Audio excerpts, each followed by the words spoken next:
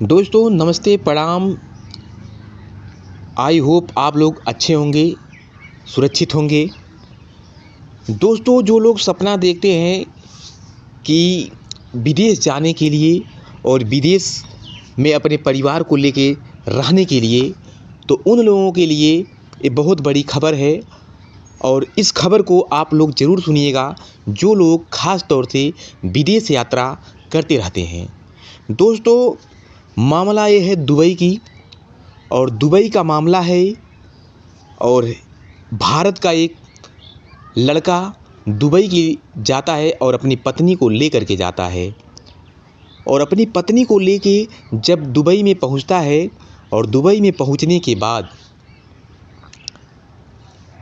लड़का ड्राइविंग का काम करता है। और ड्राइविंग की नौकरी जब पा जाता है एक शेख के वहाँ, और वो गाड़ी चलाने के लिए 100 किलोमीटर 200 किलोमीटर हमेशा भेजा करता था। तो गाड़ी चलाता था, रुपया बहुत बढ़िया कमाता था वो लड़का, अच्छा खासा कमाता था। और जो भी था बहुत अच्छा था, उस लड़के की ज़िंदगी में सब कुछ अच्छा चल रहा था।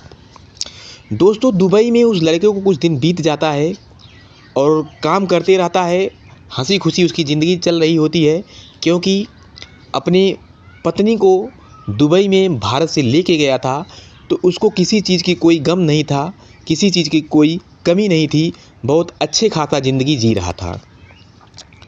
दोस्तों यहाँ वहाँ का एक मैनेजर होता है, जो मैनेजर भी भारत का होता है, और भारत का ही मैनेजर और इस लड़के से जो ड्राइवर था इसका अच्छा खासा दोस्ती हो गया था।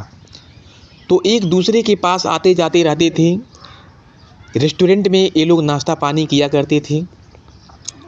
एक दिन ये ड्राइवर लड़का बहुत खुश था और सोचा कि जो मैनेजर साहब हैं, मैनेजर साहब हमारे भारत के ही हैं, तो क्यों ना आज मैं डिनर पे मैनेजर साहब को अपने घर बुलाऊं, यानी अपने फ्लैट में बुलाऊं। उसके बाद मैनेजर साहब को इनवाइट करता है वो लड़का जो ड्राइविंग का काम करता है। इनवाइट करने के बाद जब खाना खाने के लिए मैनेजर साहब ड्राइवर के घर पहुंचते हैं, तो ड्राइवर की पत्नी जब खाना लेके आती है, तो ड्राइवर की पत्नी को मैनेजर साहब देखते रह जाते हैं। क्योंकि वो जो ड्राइवर की पत्नी थी बहुत खूबसूरत थी, बहुत स्मार्ट थी, बहुत अच्छी थी, और काफ़ी ज़्यादा अच्छी थी, जिससे मैनेजर मंत्र मुग्ध हो जाते हैं। हालांकि मैनेजर जी अपने आप पे कंट्रोल करते हैं, और कंट्रोल करते हैं और खाना पीना खाते हैं, फिर वो अपने ऑफिस में लौट जाते हैं। और ऑफिस में लौट जाते हैं, कारवां चलता रहा, जैसे पहले काम धाम चल रहा था, आगे भी बढ़ता रहा। उसके बाद एक दिन शेख आता है मैनेजर के पास, और मैनेजर और शेख में दोनों में बातें हो रही थी, हंसी ठिठोली हो रही थी, आपस में दोनों मजाक ठिठोला कर रहे होते हैं। अचानक से मैनेजर के अंदर एक ख्याल आया कि सर वो जो ड्राइवर है अपना, ड्राइवर की वाइफ बहुत ज़्यादा खूबसूरत है, आप देखेंगे तो देखते ही रह जाएंगे। तो शेख बोला ऐसी बात है? बोला हाँ ऐसी ही बात है। उसके बाद शेख और मैनेजर दोनों बोलते हैं ड्राइवर साहब आज हम लोगों को आप डिनर पे बुलाइए। उसके बाद ड्राइवर को कुछ गेस हो गया, ड्राइवर को कुछ अंदाज़ा हो गया कि शेख कभी इस तरह की बातें नहीं करता था। आखिर हुआ ऐसा क्या कि जो एक ड्राइवर के घर पे दुबई में इतनी बड़ा पूंजीपति होकर के एक ड्राइवर के घर पे खाना खाने के लिए बोल रहा है, ये बात नहीं पच रहा है। ड्राइवर को कहीं न कहीं इस चीज़ का भनक लग चुका था। उसके बाद बोलता है ठीक है सर, जैसा आप कहेंगे वैसा करते हैं। उसके बाद अपनी पत्नी से ड्राइवर सारी बात बता देता है कि तुम अपना ख्याल रखना, कभी भी कहीं भी रहना, अपने आप को हमेशा सतर्क रखना। उसके बाद शेख आता है और मैनेजर दोनों ड्राइवर के आवास पे पहुंचते हैं। वहाँ पहुँचने के बाद ये लोग भोजन करने के लिए बैठते हैं, उसकी पत्नी भोजन लेके आती है। वास्तव में जैसे मैनेजर बताया था कि ड्राइवर की पत्नी बहुत खूबसूरत है, तो वास्तव में बहुत खूबसूरत थी, और शेख का भी ध्यान विचलित हो गया उस महिला को देख करके। उसके बाद शेख चला जाता है, मैनेजर भी चला जाता है। उसके बाद षड्यंत्र बनाने लगता है, और षड्यंत्र बनाने लगता है, और षड्यंत्र बनाता है कि कैसे मैं इसकी पत्नी के पास जाऊँ, इसकी पत्नी के करीब जाऊँ। उसके बाद शेख वहाँ से निकल लिया होता है और ये चीज़ सोच रहा था। कम से कम 10 दिन बीता होगा। उसके बाद शेख ड्राइवर को 200 किलोमीटर समथिंग भेज देता है दूर गाड़ी लेकर के, और जहाँ से आने में उसको कुछ घंटे लग सकते हैं।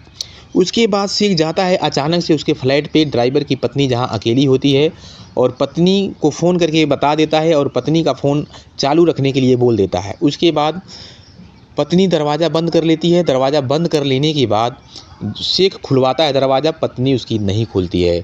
उसके बाद शेख जान चुका था कि पत्नी इसकी जान चुकी है हमारी कारनामों को, और यहाँ कुछ अलग करना होगा। उसके बाद शेख बोलता है उस महिला से कि अगर तुम दरवाज़ा नहीं खोलती हो तो जहाँ तुम्हारा पति गया है वहीं मार के उसे फेंकवा दूंगा। उसके बाद महिला डर जाती है और सहम जाती है और दरवाज़ा खोल देती है। और दरवाज़ा जब खोल देती है तो शेख उसकी पत्नी को ले करके अपने गाड़ी में बिठा करके लेके चला जाता है, और ले जाके उसके वो अपने पास चला जाता है। उसके बाद 24 घंटा अपने पास रखता है, और लड़का जब रूम पे अपने आता है, लड़का देखता कि पत्नी गायब है। उसके बाद अगल बगल पूछता है तो अगल बगल के लोग बोलते हैं कि आपकी पत्नी को शेख ले गया है। और शेख को जब फ़ोन कर रहा होता है तो बोलता है शेख कि तुम्हारी पत्नी को मैं 24 घंटे के अंदर रिहा कर दूंगा। उसके बाद 24 घंटा जैसे तैसे बीतता है, उसकी पत्नी को ला करके शेख पहुंचा देता है, और पहुंचा देने के बाद फिर मामला 10 दिन तक चलता है। 10 दिन के बाद फिर शेख आता है, उठा करके इसकी पत्नी को लेके चला जाता है। उसके बाद 1 हफ्ते तक अपने रूम पे रखता है, और 1 हफ्ते तक उसे बिना कपड़े का रहने देता है, उसको कपड़ा नहीं पहनने देता है। यानी उसके साथ हैवानियत की सारी हदें पार कर दिया, और कहा जाए तो जानवरों की तरह ये सलूक किया उस शेख जो दुबई का था, और उस लड़की को 1 हफ्ते तक कपड़ा नहीं पहनने दिया और निर्वस्त्र अपने रूम में रखा। उसके बाद छोड़ दिया ला करके इस लड़के के पास, ड्राइवर के पास शेख। और सारी कहानी जब अपने हस्बैंड से बताती है तो हस्बैंड उसका रोने लगता है, दहाड़ मार के चिल्लाने लगता है। उसके बाद इंडिया का एक वहाँ पर व्यक्ति काफ़ी दिन से रहा करता है, किसी तरह से उसका वीज़ा चुरा लेता है, वीज़ा पासपोर्ट चुरा लेता है, और इसका टिकट वहाँ से बनवा देता है, और चोरी छुपे इसको इंडिया भेज देता है, और इंडिया ये लोग आ जाते हैं। दोस्तों, इस घटना को सुनाने का मात्र एक उद्देश्य ऐसा है कि आप चाहे विदेश जाइए, कहीं भी जाइए, लेकिन आप अपनी पत्नी को मत लेके जाइए, क्योंकि ये दुनिया हैवान बन चुका है। इंसान के अंदर से इंसानियत ख़त्म हो चुकी है, लोगों के अंदर शैतानियत जाग चुकी है, और किसी के प्रति किसी को कोई संवेदना नहीं है, और नैतिकता की भावना एकदम ख़त्म होती नज़र आ रही है। दुनिया कहाँ जाएगी ये तो पता नहीं, लेकिन आप जहाँ भी रहिए अपने आप को सतर्क रखिए, अपने लोगों को सहेज के रखिए, क्योंकि जिस तरह से इस ड्राइवर के साथ घटना घटा है, किसी के भी साथ घटना घट सकता है। दोस्तों, आप लोग इस वीडियो को देखने के बाद में आप लोग कमेंट ज़रूर करिएगा, और कमेंट में अपना नाम और शहर का नाम ज़रूर लिखिएगा, ताकि मैं अगले वीडियो में आपका नाम पढ़ सकूं और आपका शहर के नाम ले सकूं। दोस्तों, जल्द मिलेंगे, बहुत जल्द मिलेंगे किसी अगले एपिसोड में। जय हिंद, जय भारत।